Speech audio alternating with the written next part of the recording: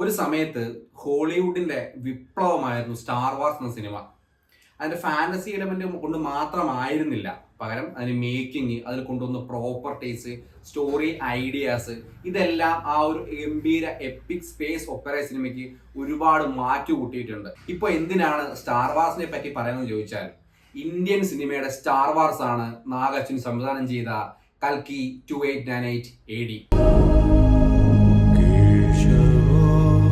പണ്ട് ഈ ശങ്കർ പടങ്ങൾ സംവിധാനം ചെയ്ത സിനിമകൾ ഇറങ്ങുമ്പം പൊതുവെ പറയുന്നൊരു കാര്യമുണ്ട്, ബ്രഹ്മാണ്ഡ സിനിമ, ശിവാജി ബ്രഹ്മാണ്ഡ സിനിമ, അന്യൻ ബ്രഹ്മാണ്ഡ സിനിമ. പക്ഷെ വർഷങ്ങൾക്ക് ശേഷം ആ പേരിനോട് ബ്രഹ്മാണ്ഡ സിനിമ, അത് ആശയം കൊണ്ടാവട്ടെ, കഥ കൊണ്ടാവട്ടെ, മേക്കിംഗ് കൊണ്ടാവട്ടെ, ബ്രഹ്മാണ്ഡ സിനിമ എന്ന് തികച്ചു വിളിക്കാൻ പറ്റിയ 100% അർഹമായ പടമാണ് കൽക്കി 2898 AD. ഇനി എന്തുകൊണ്ടാണ് ഇത്രയും ഗംഭീരം അല്ലെങ്കിൽ ബ്രഹ്മാണ്ഡം എന്ന് എനിക്ക് വിശേഷിപ്പിക്കാൻ തോന്നിയെന്ന് പറയാം. അതിന് പ്രധാനമായിട്ടും 5 കാരണമാണുള്ളത്. ഒന്ന്, മിത്തോളജി. ഇവിടെ മഹാഭാരതം എന്ന് പറയുന്ന ഒരു വലിയ എപ്പിക് സാഗയെ നല്ല ഗംഭീരമായിട്ട്, അതും പ്രോപ്പർ എലമെന്റ് വൈസ് കൃത്യമായിട്ട് ഒരു ഫാന്റസി സിനിമയിലേക്ക് അവർ ഇംപ്ലിമെന്റ് ചെയ്തു.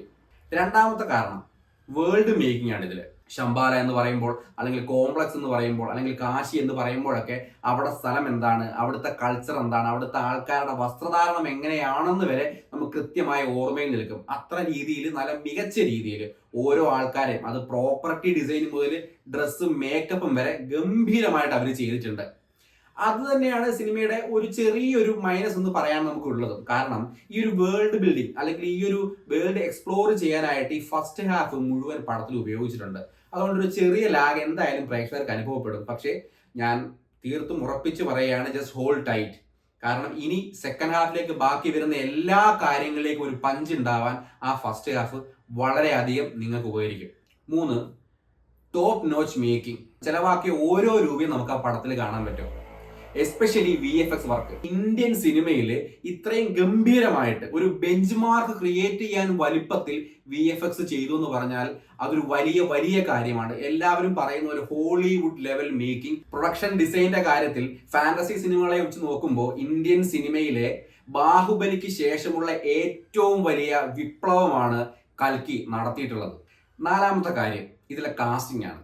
ആദ്യത്തെ കാര്യം എടുക്കാം, എന്തുകൊണ്ട് കമലഹാസൻ സിനിമയിലെ ഏറ്റവും വലിയ വില്ലൻ എന്ന് പറയാൻ പറ്റുന്ന കഥാപാത്രമാണ്.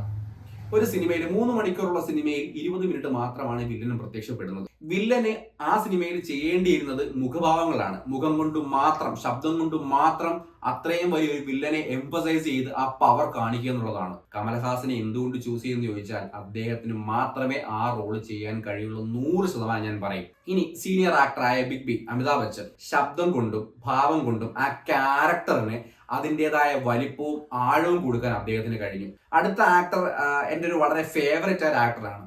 കഹാനി സിനിമയിൽ ഒരു അസാസിൻ ഉണ്ട്. പുടവേറൊക്കെയുള്ള ഒരു സാധാ ഗൃഹസ്ഥനായ ബോബ് ബിസ്വാസ് എന്ന വില്ലൻ റോളിലെത്തിയ ശാശ്വത ചാറ്റർജി. അദ്ദേഹത്തെ അതിനുശേഷം ഇത്രയും ഗംഭീരമായ ഒരു റോളിൽ ഞാൻ ഇപ്പോഴാണ് കാണുന്നത്. ഒരു നെഗറ്റീവ് റോളിൽ എന്തൊക്കെ ചെയ്യാൻ പറ്റും അതിനെ മാക്സിമം അഴിഞ്ഞാടുകയാണ്. അത് ഡയലോഗ് പ്രസന്റേഷനിലാവട്ടെ, അതൊരു കോമിക് ടച്ച് കൊണ്ടുവരുന്നതിലാകട്ടെ, പവർഫുൾ ആയിട്ട് മുന്നിൽ നിന്ന് ഒരു ഫൈറ്റ് ചെയ്യുമ്പോഴാവട്ടെ, അത് ഗംഭീരമായിട്ട് അദ്ദേഹം അത് ചെയ്തിട്ടുണ്ട്. പിന്നെ 2 സീനിയർ ആക്ടേഴ്സ് ഉണ്ട്, ശോഭനയും പശുപതിയും.